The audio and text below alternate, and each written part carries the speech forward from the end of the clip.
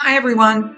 Spirit talks today about things that we tell ourselves that actually come from our parents. That kind of thing of don't be important, don't speak when you're not spoken to, when you're not asked. All those kind of there's just a million of them that are floating around my mind, but you know what I mean. Those things where we're told and we get into that space where we believe that's as good or that's how we should behave to be good or seen as a useful person on the planet. Of course, we can see some people have not been taught that at all. Not looking at anyone on the world stage, have we? But Spirit is saying that, and perhaps even the behavior of someone like Donald Trump at the moment is can be making people feel like, oh, I would never speak that way, because that's the way we're brought up. Right? So we're brought up to behave in a certain way, and yet what constricts us? When you think about when you see somebody and you want to say something or something and you question yourself, should I say something? Could I say something? I just need to be quiet. So thinking about how you can change those up. It's not like you need to change into this really raucous, astropolis person. Spirit is wanting you to just realize what things you're holding that don't actually suit you anymore, and it's time for you to sort of be aware of those old things that hold you back and put them in the bin, and how you would then move forward when you're not going to behave that old way, or sometimes people can feel bad asking Spirit for money. Money is an energy, and yet many of us, including myself, are brought up to think that money is not something that people like me or you get. You have to be someone famous, which is really ridiculous, isn't it? Because how do they get to be famous? So Spirit is like, why can't we have money? Money is an energy. It's not a bad thing also to ask Spirit. I was brought up to never pray to Spirit, to God, for money. How naughty would that be? Pray to God to have a new bike, or pray to God for a Nintendo or something. We're told that that's not how you engage with Spirit, and yet these are all things that are energy, and these are all things that lead us to our soul purpose and create our soul purpose and create an awareness for ourselves of what soul purpose is. So Spirit is encouraging you to think, well, what's holding me back? What's holding me back? Is it other people, or is it the way that I behave because I think that's the right thing to do, or that somehow that seems like the right thing to do because that's what my parents would think of me? And yet maybe I can be a leader. Maybe I can speak out. Maybe I have a lot of truth to share. And is that a bad thing? I do these readings nearly every day, and I'm certain that my upbringing was like, shh, don't be important. And it's not that I think I'm important. All I'm doing is sharing what I receive from Spirit with the best intention to help other people feel like there's some hope, or there's some organization in the chaos of life.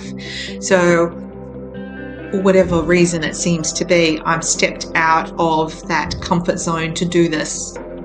Thank you for listening. All right, I'm going to pick 3 cards. So what do you need to step away from out of your comfort zone, the thing that's kept you safe, and that your parents have told you if you behave this way, you will be safe, that now is the time to change up, because this is a 1 year, this is a change year, this is the beginning of a new chapter. What's the new chapter for you? Lefties, if you pick the left card, could well be in regard to relationships. So many young people have, even in this day and age, have a thought process that sex, intercourse is a bad thing. It's outrageous. It's something you don't do. And yet, where did each of us come from? We're the result of sexual intercourse. So Spirit is saying sex is actually a beautiful thing. It's how we respect it and how we engage with it. And, being raunchy and having fun with it is perfectly fine too. It's just an energy. So Spirit is encouraging you to consider your views about engaging physically with another person. And do you have blockages in regard to same sex or whatever it is? So thinking about those perspectives and changing that up for yourself and being more accepting of yourself and others. Righties. Yeah, so this is, someone may well say something that's kind of throwing you off kilter, and you're like, what? could I? Should I? And Spirit is saying it's time for you to be more confident about speaking up and saying your truth and holding it. If it's a truth for you, it doesn't make it a truth for everyone else. So Spirit just wants to remind you of that. And so then when you say your truth and someone goes, yeah, nah, you'd be like, oh, okay, I'm just saying what I believe and I accept that you don't.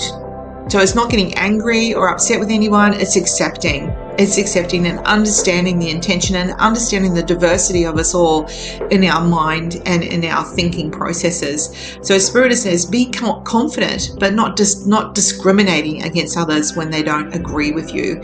So Spirit is encouraging you to realize that we are stepping into a real new age. This next 9 years is going to have so many things that are going to bring new ways of thinking, and perhaps you're one of the harbingers because you show that acceptance of others no matter where they're at or what they think. Middle card.